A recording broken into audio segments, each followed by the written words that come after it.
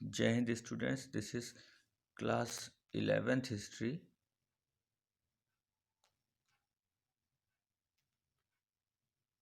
Theme 9 and the Industrial Revolution is our topic. Now here women's children and industrialization के बारे में हम पढ़ रहे हैं। आगे ये है कि कोल माइंस कि खानों में जो काम करने वाले बच्चे जाया करते थे उनकी कंडीशन और भी ज़्यादा ख़तरनाक होती थी, क्योंकि खानों की छतें अक्सर धंस जाती थी या बैठ जाती थी या उसमें विस्फोट भी हो जाते थे। चोट लगना तो वहाँ एक कॉमन बात थी।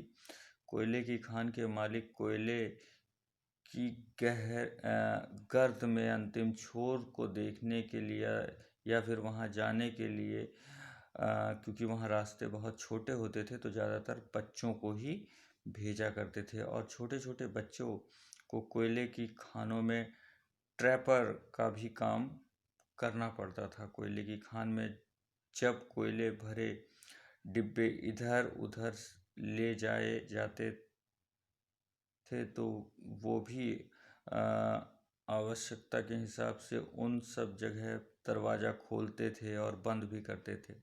यहाँ तक कि वो कोल बैरियर्स के रूप में अपनी पीठ पर रख करके कोयले का भारी वजन भी ढोया करते थे।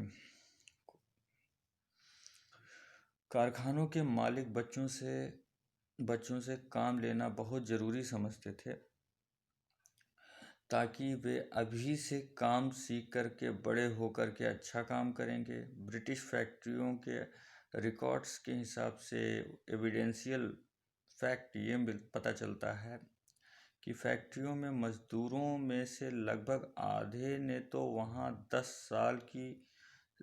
साल से भी कम उम्र में 28% मज़दूरों ने वहाँ 14 साल की कम उम्र की एज से ही जो है वहाँ काम किया था। और औरतों को मजदूरी मिलने से न केवल उनकी एक इकोनॉमिकल स्वतंत्रता उनको मिली थी, बल्कि उनके अंदर आत्मसम्मान की भी बढ़ोतरी हुई थी। लेकिन इससे उन्हें जितना लाभ हुआ था उससे कई ज़्यादा उन्हें नुकसान भी हुआ था, और उन्हें एक ह्यूमिलिएट कंडीशन के साथ जीवन जीना पड़ रहा था। अपमानजनक कंडीशन के साथ उन्हें जीना पड़ रहा था। अक्सर उनके बच्चे पैदा होते ही या फिर छोटे ही बच्चे ही रहते थे, मतलब छोटे बच्चे रहते हुए ही मर जाते थे, और इंडस्ट्रियल वर्क की वजह से मजबूर होकर के शहर की घिनौनी गंदी बस्तियों में उन्हें सबको रहना पड़ता था। ये उनकी एक्चुअल कंडीशन है।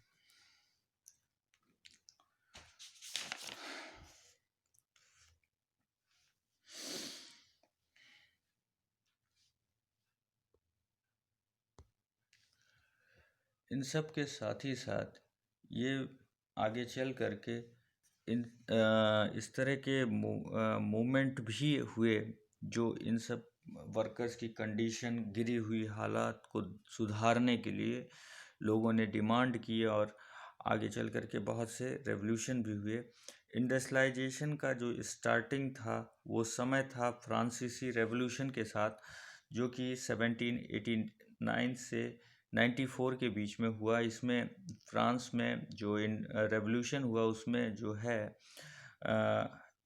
बहुत से लेबर क्लास के लोग या पीजेंट क्लास के लोग शामिल थे, और इसमें कुछ खास बातों को फोकस किया गया, जैसे लिबर्टी, इक्वलिटी, फ्रेटर्निटी।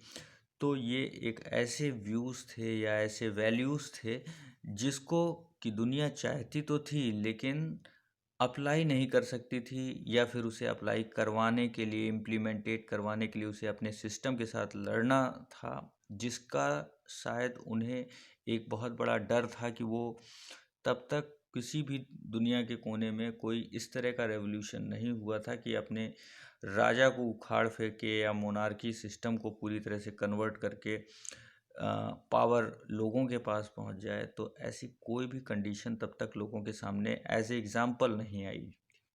लेकिन फ्रेंच रेवोल्यूशन ने जो है दुनिया के सामने एक नई तस्वीर पेश की कि अगर जनता चाहे तो अपने मोनार्क या अपने रूलर को भी चेंज कर सकती है और अपने हिसाब से वो अपने लिए कानून बना सकती है।